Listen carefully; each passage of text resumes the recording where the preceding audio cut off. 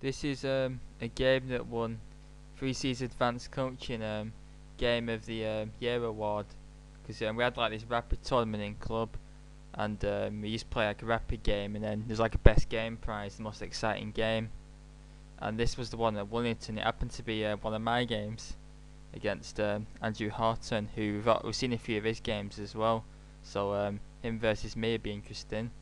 And for those watching, we played each other the day before I turned 18 actually, in another game which I might do a video on at some point, but this one was quite a few months ago now. Must have been like April or something, or maybe I think it was March, or I don't know. But anyway, by the way, I turned 18 a few days ago. This is my first video as an adult, and I enjoyed it very much, the birthday.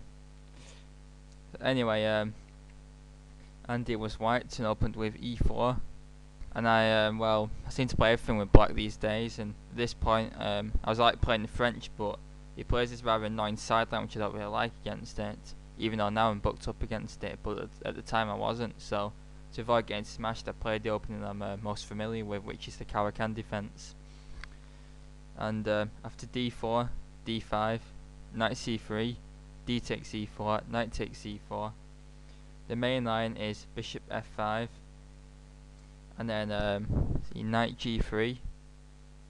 The bishop drops back, and then we have stuff like h4, gaining space on the king's side and threatening to trap the bishop with h5.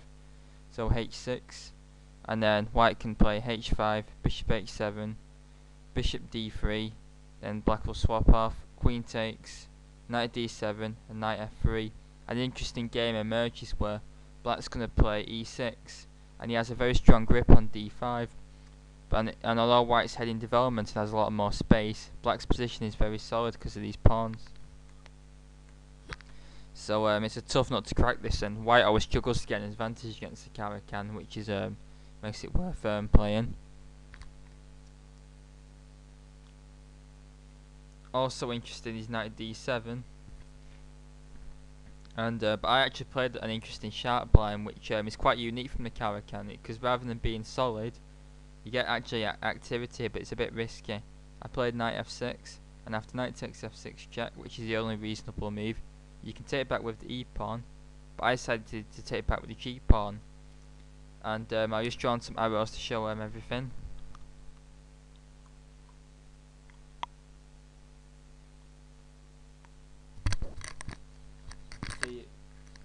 See, we've got this half open G line to work with white castles, and you castle queenside in this line because you can't really castle because the pawn shield's gone. Like, I've got these double and 9 double pawns, and you should try and work down the D line as well, because once you've castled the D line, your rook will be on D line.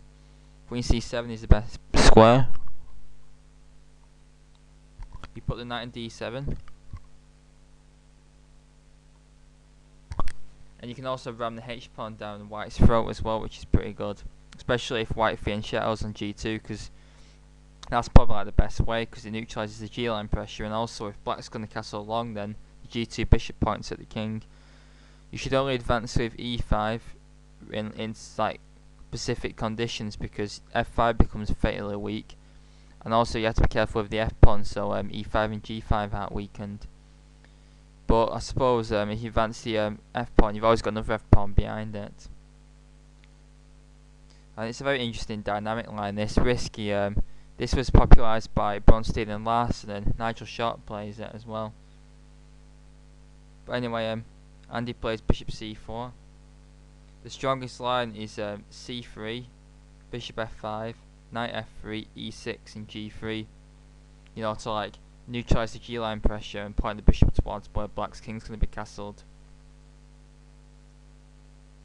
And then you can play like b4 and b5, or attacking the centre with c4, d5. Another plan is to exchange the light square bishops, stabilise the king's side with g3, and then attacking the centre. But anyway, I played bishop f5 after bishop c4, and after bishop f4, knight d7, knight e2, I played queen b6, and we have the first critical moment of the game, where I'm attacking the b2 pawn. Now, I had no intention of taking this pawn. I just wanted to develop my queen. Like, I can't put it on c7 because of the bishop on f4. I just want to like castle queenside or something. But he plays b3, a positional mistake. I mean, every pawn move creates a weakness, and this weakens the dark squares badly. And also, white's bishop is now short of squares. Better moves are to castle to sacrifice the pawn, which should be unwise to take, because then we've got rook b1 skewing queen at b7 pawn, or just to drop the bishop back to b3. And both are perfectly fine options. We have an interesting battle ahead where white's got more space and better pawn structure, and it's probably a slight advantage, but black's got active pieces and dynamic counter chances on the g file because he's not played g3 and bishop g2. So I play e6, setting up a solid Caro Kann formation, and now he plays h4, trying to just ram the h pawn down. And I decided to play h6 just to give the bishop a retreat square in case he gets trapped or something. However, h5 in this position is better, which has more space, and white might follow up with knight g3, bishop g6, and after bishop e2 I can take advantage of white's weakening of the dark squares with bishop b4 check. And yeah, white either has to drop his active bishop back, which slices right through black's queenside with bishop d2, or give up castling, which would be unwise. So bishop d2 probably played, and black's fine here. And after h6 he plays bishop d3, and I played a move which I thought was really good but is actually really bad. I should have actually castled, which has a tactical point where you notice that the diagonal is open, the a5 to e1 diagonal is open because white hasn't castled. So if he takes the bishop on f5, I don't have to get triple pawns, I can just check, and you see there's a fork with the white king and the bishop. So after queen d2 takes f5, knight g3, queen b5, a good square for the queen stopping castling, and now a4, queen b4, and black will have a good endgame ahead.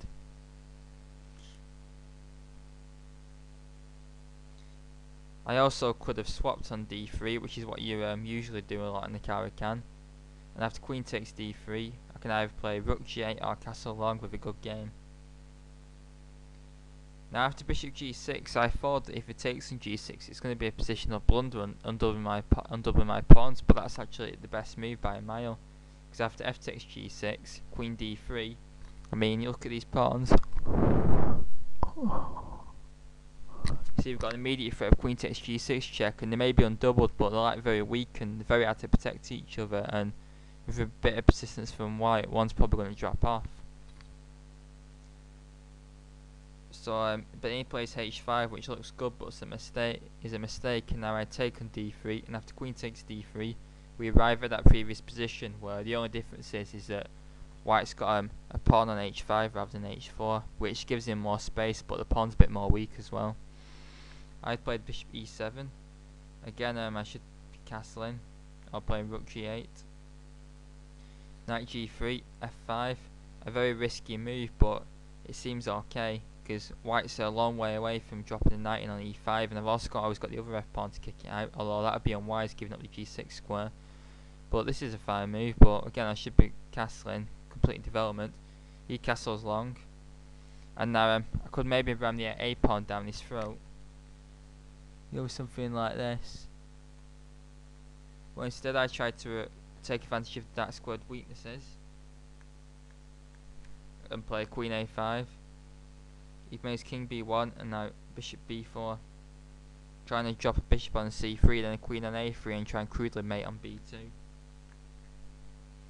Knight e2, bringing the knight back to defense if necessary. I play knight b6, and after c3, kicking the bishop away, I drop back to e7. Now I provoked a weakness here, which could potentially be handy, but I think I've just really helped him get a pawn storm going, and I should be castling now.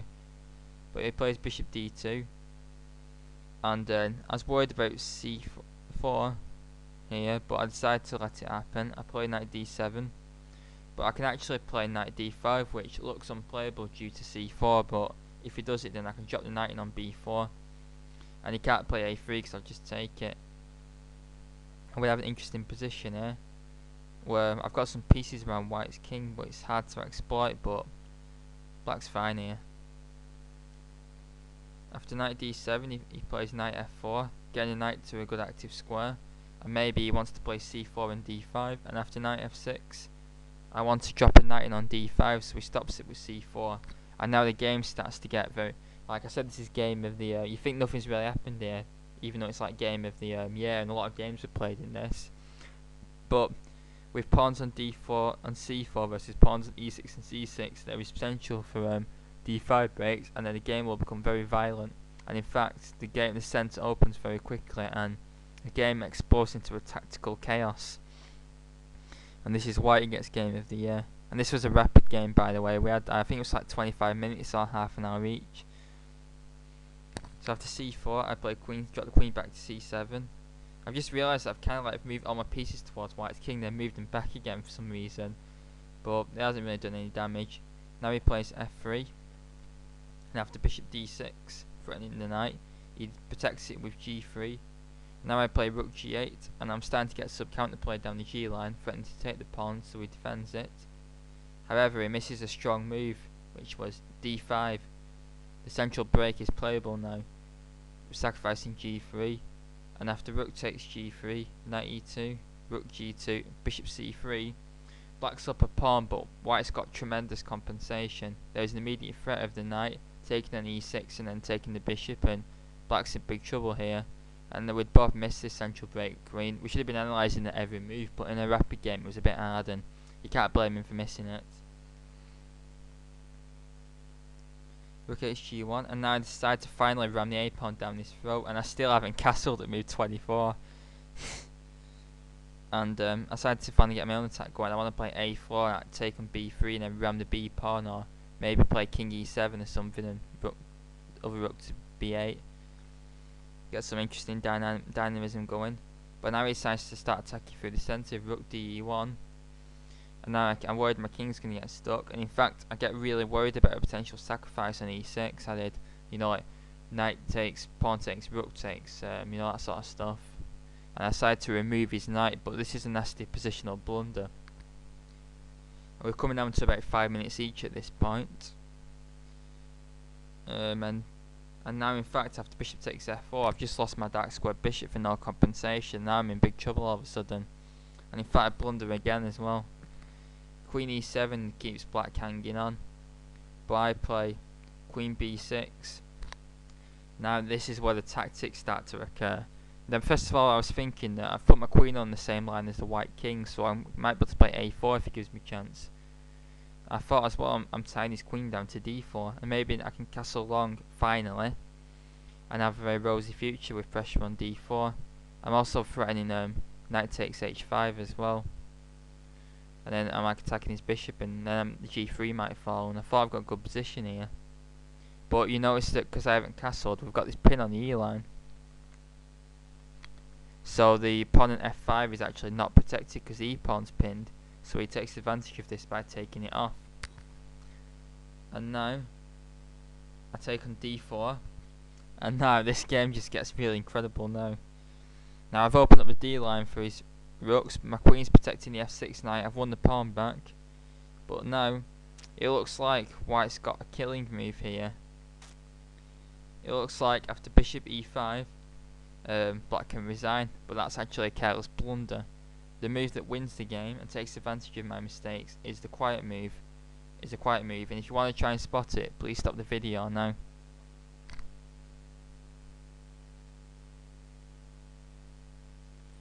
The quiet but killing move is rook g2 double exclamation mark. I'm just going to highlight the threats in green.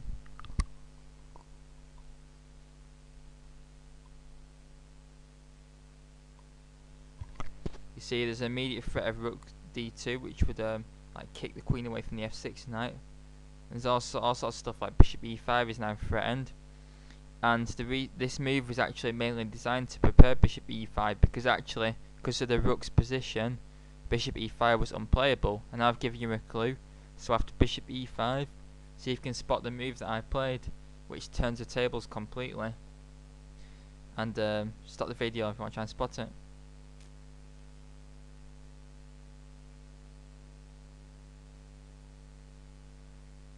Now let's just talk you through it if you found it difficult. It's not mega difficult. I mean, I found it in a rapid game, and I'm not a very good player. But now what you might notice is that the rook on e1 is the thing that's pinning the pawn to the e6 pawn to the king. So if I can distract the rook, then I can take white's queen. So I can do that by the move queen takes g1, double exclamation mark. Now, first of all, you might think that white can counter it with bishop c3, protecting the rook, and now black's queen's going to fall. But now black just picks up another rook with queen takes e1, and now it just takes the white queen and is 2 rooks up. So that's unplayable. And in fact, white's forced to lose the exchange now. White does have a lot of compensation for it, which means that black will only have a slight advantage, but white should just be winning this game. I should have been resigning on move 28, not playing a brilliant move to turn the tables. So after rook takes g1, e takes f5, bishop takes f6, and now king d7, getting the king active. And white's compensation lies in the fact that black's kingside pawn structure is fractured, which means that the white's probably got a better pawn for the exchange, and also white's got an active bishop. Black should probably best play. Might be a draw, maybe a win for black, but white's got compensation, but black's got the winning chances. However, he plays rook d1 check, which is another bad move. Bishop e5, rook a8, and bishop f4, and white's got retains counter chances with his active bishop, which is also threatening bishop takes h6 and defending g3. Rook d1, however, and now black's king gets even more active, and now g3 is under attack, and now bishop h4 is forced. Now, how should I win this as black? Now, when you exchange up, you should try and exchange the opponent's rook off. Now, I can't play rook d8 because the bishop will take it, so a simple move would be f6. Preparing rook d8, and white's in trouble now, and white's, because that passes his check move, white actually hasn't got any compensation here, and black should be winning this. But both sides are down to less than 2 minutes each.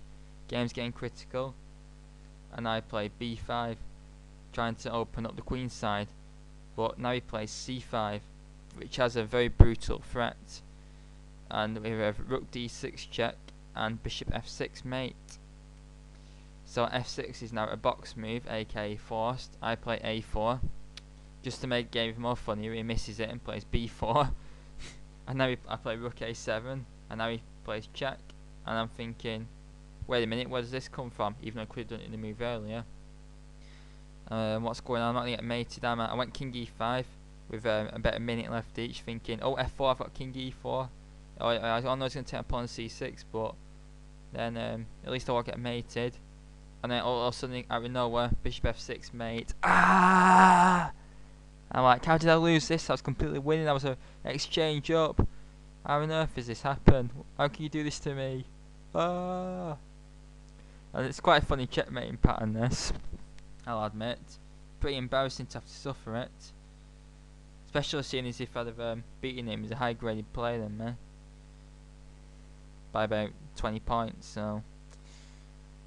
And a very entertaining game that, which deserves the prize. We both got a certificate and a book each for this effort, and I hope to win it in the next session as well. I've already had some games, some wild games, and it shows that the Bronstein Larsen Caro Kann is a dangerous weapon. It can be, and it produces some very exciting games like this. And we went through it in club that week. I got this in September, by the way. I've only just decided to do a video on it now.